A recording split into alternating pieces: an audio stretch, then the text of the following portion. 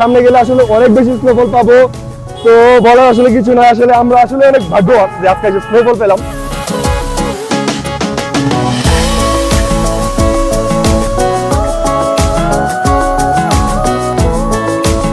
বন্ধুরা, এটা হচ্ছে গুলমার্গ, আর অলরেডি গুলমার্গে স্নোফল শুরু হয়ে গেছে। আর একটু যদি স্নোফল বাড়ে তাহলে হয়তো ক্যামেরাতে দেখতে পাবেন, বাট আপাতত হয়তো ক্যামেরাতে ধারণ করতে পারছি না, একটু পরে দেখতে পারবেন। সো গুলমার্গের জার্নিটা এখান থেকে শুরু করলাম।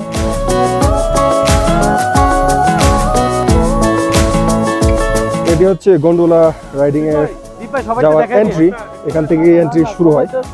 জীবনের প্রথম স্নোফল বলে কথা, একটু উদযাপন, একটু আনন্দ না করলে কি হয়।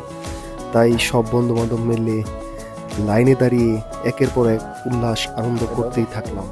একটু একটু সিরিয়াল আগাতে আগাতে ভিতরে প্রবেশ করলাম। আর এত মানুষ দেখে মনে হচ্ছিল যে না, আজকে গন্ডোলা রাইডিং না করি, নেক্সট ডেতে করি। বাট এটা নাকি সবসময় এরকম ভিড় থাকে। এখন আছি গন্ডোলার ফার্স্ট পেজে, আর ফার্স্ট পেজের আসলে এন্ট্রি মূল্য পড়েছে 800 রুপি, যা প্রায় বাংলা টাকায় 1100 টাকা। গন্ডোলাতে বসে উপর থেকে দৃশ্য দেখতে মনে হলো এ যেন এক স্বর্গেই রয়েছি। এত সুন্দর দৃশ্য, এত বরফ আর আগে কখনোই দেখিনি। তবে ফার্স্ট পেজের বরফের পরিমাণ সেকেন্ড পেজের তুলনায় কিছুটা কম। ফার্স্ট পেজ থেকে নেমে পড়লাম। এটা হচ্ছে ফার্স্ট পেজের ভিউ পয়েন্ট।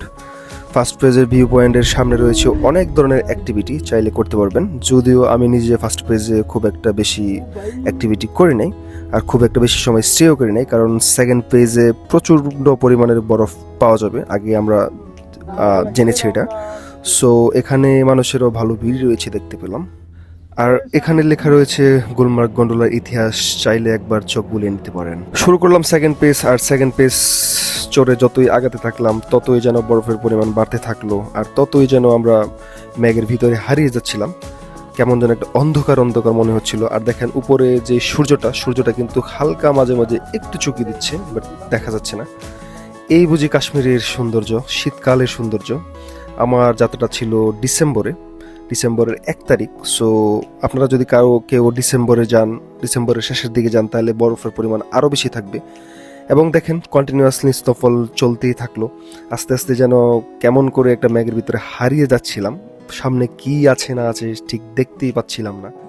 সো এই অনুভূতিটা কোনোভাবেই বোঝানো যাবে না। যাদের হচ্ছে স্নোফল পছন্দ তারা অবশ্যই কাশ্মীরে শীতকালে ঘুরতে পারেন। শীতকালটা শুরু হয় সাধারণত ডিসেম্বর থেকে, চলে হচ্ছে ফেব্রুয়ারি পর্যন্ত।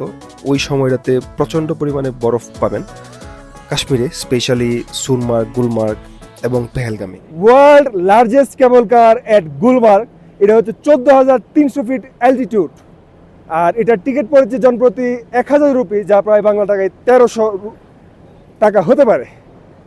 আর এই হচ্ছে অবস্থা, অলরেডি স্নোফল হচ্ছে এই জায়গায়, দেখতেই তো পাচ্ছেন, বলার আসলে ভাষা নাই। এই যে অবস্থা দেখেন, সব স্নোফল।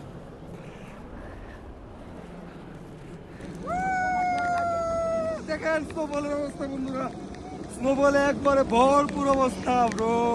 অলরেডি শ্বাস প্রশ্বাসের সমস্যা হচ্ছে, আর স্নোফল তো দেখতেই পাচ্ছেন, স্নোফলের অবস্থা অনবরত স্নোফল হচ্ছে। এই স্থানে আর বেশিক্ষণ টিকা যাবে বলে আমার মনে হয় না।